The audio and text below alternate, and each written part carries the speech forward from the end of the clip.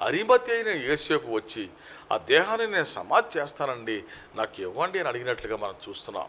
అంతేకాదు మత్తయి సువార్త 27వ అధ్యాయము 60వ వచనములో చూసినట్లయితే మనం తాను రాతిలో తొలిపించుకున్న కొత్త సమాధిలో దాని నుంచి యేసు ఎక్కడ పాతిపెట్ట చూశారంటే ఆయన తాను రాతిలో తొలిపించుకున్న కొత్త సమాధి. ఆ యొక్క అరిమతి అయిన యేసేపు చూడండి, తాను ఒక సమాధిని తొలిపించుకున్నారు, ఒక సమాధిని సిద్ధపరచుకున్నాడు, కొత్త సమాధిని. ఈ దినాల్లో కూడా మేము చూసినట్టయితే హైదరాబాద్ లాంటి పట్టణాల్లో చనిపోవటానికి ముందే ఒక ప్లేస్ను మనం కొనుక్కోవాలి ఆ సమాధుల దొడ్లో, లేకపోతే ప్లేసులు ఉండలేదు. ప్లేసులు సమాధి దొడ్లో ప్లేసులు టైట్ అయిపోయినాయి కనుక ముందుగానే కొనుక్కొని మా ప్లేస్కి వెళ్ళాలి. అలాగే ఈయన ముందుగానే రాతిలో సమాధిని కొత్త సమాధి తొలిపించుకున్నారు. అందులో తాను రాతిలో తొలిపించుకున్న కొత్త సమాధి. ప్రేమ బిడ్డలారా చూడండి ఎంత ప్రేమో అరిమతి అయిన యేసేపుకి. నేను చదివినప్పుడు నాకు ఆనందం వేసింది. అరిమతి యేసుని ప్రేమించి రహస్యంగా వెళ్ళి దేహాన్ని తీసుకొని తన కోసము సిద్ధపరచుకున్న ఆ రాతి సమాధిని, తన కోసము తొలిపించుకున్న సమాధిలో యేసుని ఉంచటానికి ఆయన సిద్ధపడ్డారు. అంతేకాదు ప్రేమ బిడ్డలారా, ఆయన ధనవంతుడిగా మనకు చూడండి 57వ వచనం, యేసు శిష్యుడిగా ఉన్న అరిమతి అయిన యేసేపు ఒక ధనవంతుడు. Is a rich man. ఆయన ధనవంతుడిగా ఉన్నాడు, కౌన్సిల్ మెంబర్గా ఉన్నాడు, కౌన్సిల్లో సభ్యుడిగా ఉన్నాడు. అంతేకాదు కౌన్సిల్ మెంబర్గా ఉండి కూడా ఆయన ఆ సభలో యేసు యొక్క మరణ తీర్పుని వ్యతిరేకించినట్లుగా కూడా మనం గ్రంథంలో చదువుకుంటాం. ఈయన ధనవంతుడు అయ్యుండి తాను తొలుచుకున్న సమాధి, కొత్త సమాధిలో యేసుకి సమాధి చేశారు. అదే యెషయా గ్రంథంలో ప్రవచనంగా మనం చదువుకుంటాం. 53వ అధ్యాయము 9వ వచనం, అతడు మరణమైనప్పుడు భక్తిహీనులతో అతనికి సమాధి నియమింపబడెను, ధనవంతుని యొద్ద అతడు ఉంచబడెను. చూసారా ప్రియ బిడ్డలారా, యేసు యొక్క మరణ సమాధి కూడా ముందుగానే యెషయా ప్రవచించారు. ధనవంతుని సమాధిలో ఆయన ఉంచబడ్డారు. తన కోసము తాను తొలిపించుకున్నాడు.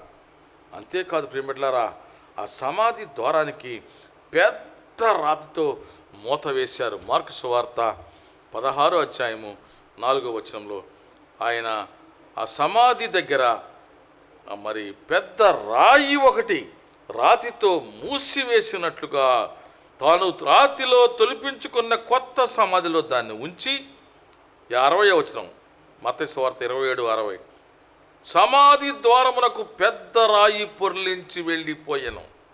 మగ్దలేని మరియయు వేరొక మరియయు అక్కడనే సమాధికి ఎదురుగా కూర్చుండిరి. మగ్దలేని మరియ అందరికి తెలుసును.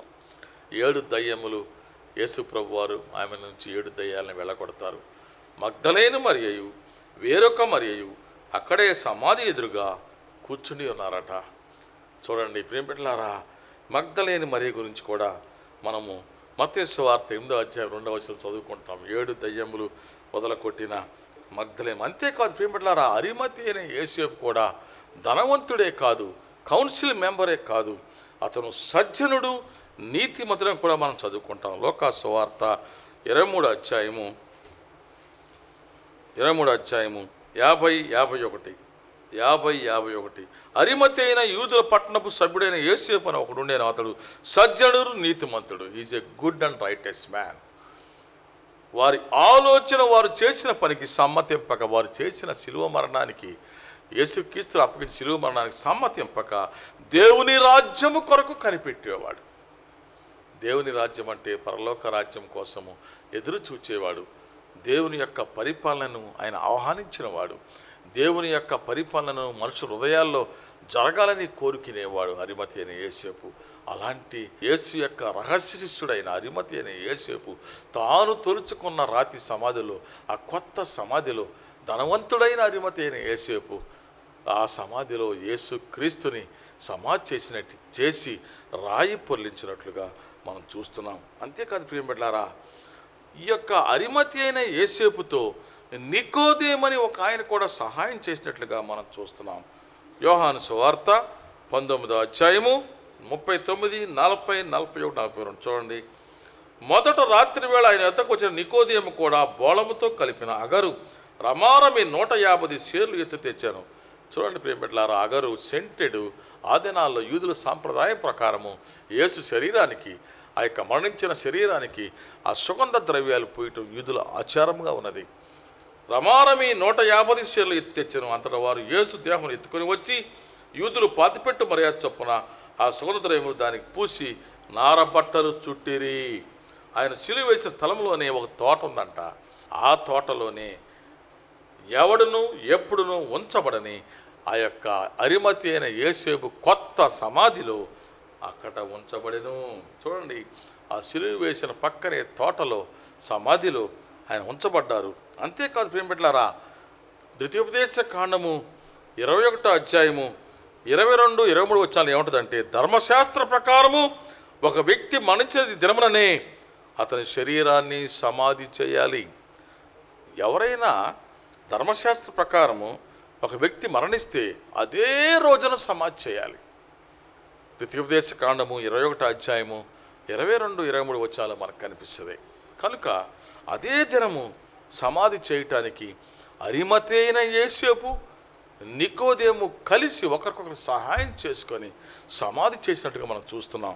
నికోదేము ఎవరో మనకి యోహాను సువార్త 3వ అధ్యాయంలో మనకు కనిపిస్తుంది. 3వ అధ్యాయము 1, 2 వచనాలు కనిపిస్తుంది. నికోదేము ఎవరో? యూదుల అధికారి అయిన నికోదేము అనే పరిచయం. యూదుల అధికారి అట నికోదేము. చూడండి, ఆ నికోదేము యేసుతో మాట్లాడతారు. ఒకసారి వచ్చి యేసు చెప్తారు ఆయనకి, నికోదేముకి, వాడు కొత్తగా జన్మించితేనే కానీ దేవుని రాజ్యమును చూడలేడని చెప్పేసి యేసు ప్రభు వారితో చెప్తారు. ఆ నికోదేము అరిమతి అయిన యేసేపు, యేసు రహస్య శిష్యుడైన, ధనవంతుడైన, సజ్జనుడైన, మంచివాడైన, తన యొక్క రాతి సమాధిలో, తను తొలుచుకున్న సమాధిలో యేసును సమాధి చేయటానికి వారిద్దరూ కలిసి పిలాతు దగ్గరికి వెళ్ళి పిలాతుని అనుమతి తీసుకున్నారు. అంతేకాదు చూసారా ప్రియమిట్లారా, నేను ఒక విషయాన్ని మీకు చెప్తాను. పిలాతు దగ్గరికి వెళ్ళినప్పుడు చక్కని విషయం మనకు కనిపిస్తుంది. పిలాతుకి అనుమానం వస్తుంది. ఏమనంటే, నిజంగా చనిపోయాడా చనిపోలేదా ఆయనని.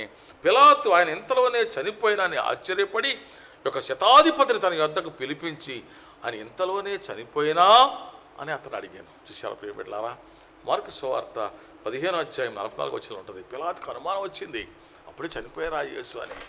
ఎందుకంటే ఆ దినాల్లో శిలువ మరణాన్ని పెక్కిన నేరస్తులు 3 దినాలు 4 దినాలు అలా శిలువ మీద ఉండేవారు. అందుకే 2 కాళ్ళు ఆ సైనికులు వచ్చి విరక్కొట్టేవాళ్ళు. 2 కాళ్ళు ఇరక్కొట్టేసినప్పుడు, పూర్తిగా కట్ చేసినప్పుడు ఆ మొండెము ఏలాడబట్టడం వలన శ్వాస ఆడక త్వరగా చనిపోతారని ఆ సైనికులు చాలా చేసేవాళ్ళు. అయితే యేసుని వచ్చి చూచినప్పుడు సైనికులు ఆయన అప్పటికే చనిపోయినట్టు గ్రహించి ఆ కాళ్ళు విరక్కొట్టకుండా వెళ్ళిపోతారు. అందుకే మన యొక్క గ్రంథంలో ఉంటుంది, ఆయన ఒక్క ఎముక కూడా విరగలేదు అని మనం వాక్యాన్ని చదువుకుంటాం. ప్రియమిట్లారా, ఆ యొక్క కాళ్ళు విరక్కొట్టకుండా సైనికులు వెళ్ళిపోయినప్పుడు, పిలాతు చనిపోయారని తెలుసుకున్నప్పుడు, అప్పుడు యేసేపుకు ఆ శవాన్ని అప్పగిస్తే అతడు నారబట్ట కొని ఆయనను దింపి ఆ బట్టతో చుట్టి బండలో తొలిపించిన సమాధి యందు ఆయన్ని ఆయన పెట్టి ఆ సమాధి ద్వారమునకు రాయి పొర్లించెను.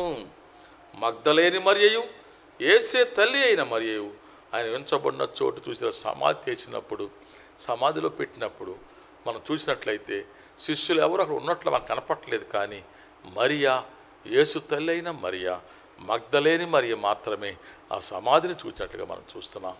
ప్రియమైన తల్లి, తండ్రి, యవనస్తులా, మంచి శుక్రవారం జరుపుతున్న బిడ్డలారా, మంచి శుక్రవారం ఉపవాసం ఉన్న బిడ్డలారా, మన ప్రభు యొక్క మరణాన్ని జ్ఞాపకం చేసుకొని ఆయన నీ కోసము, నా కోసము, మన కోసమే మరణించారు, మన పాపాల కోసమే మరణించారని మన పాపాలు ప్రభు దగ్గర ఒప్పుకొని మంచి శుక్రవారాన్ని ఘనంగా జరుపుకుందాం. ప్రార్థన చేసుకుందాం. ప్రియ పరలోకపు తండ్రి, మీకు వందనాలు, స్తుతులు, స్తోత్రములు నాయన.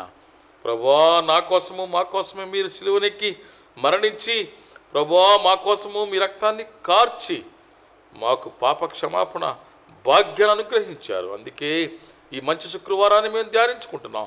ఈ మంచి శుక్రవారం రోజున మేము ఉపవాసం ఉంటున్నాం. మంచి శుక్రవారము మా జీవితాలు మీ సన్నిధిలో పాప క్షమాపణ పొందడానికి సిద్ధపరచుకుంటున్నాం. ఈ మాటలు విన్న బిడ్డలందరినీ మీరు జ్ఞాపకం చేసుకొని దీవించి ఆస్వాదించి మీ యొక్క పరిచయంలో మమ్మల్ని వాడుకొని మహిమ పొందమని యేసు నామమున అడుగుచున్నాము తండ్రి, ఆమేన్.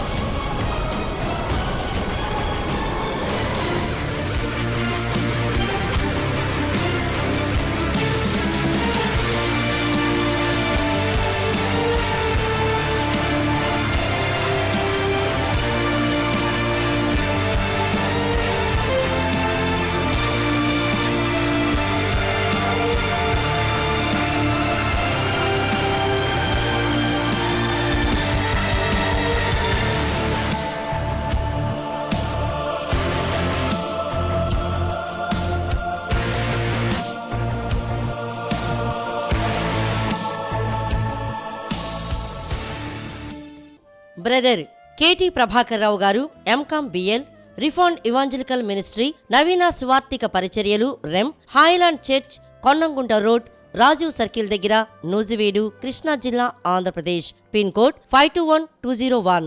మీ ప్రార్థన అవసరతల కొరకు మీ ఆధ్యాత్మిక సలహాలకు సంప్రదించవలసిన మా ఫోన్ నంబర్స్ 9441309129 మరి ఒక నంబర్ 90521511151.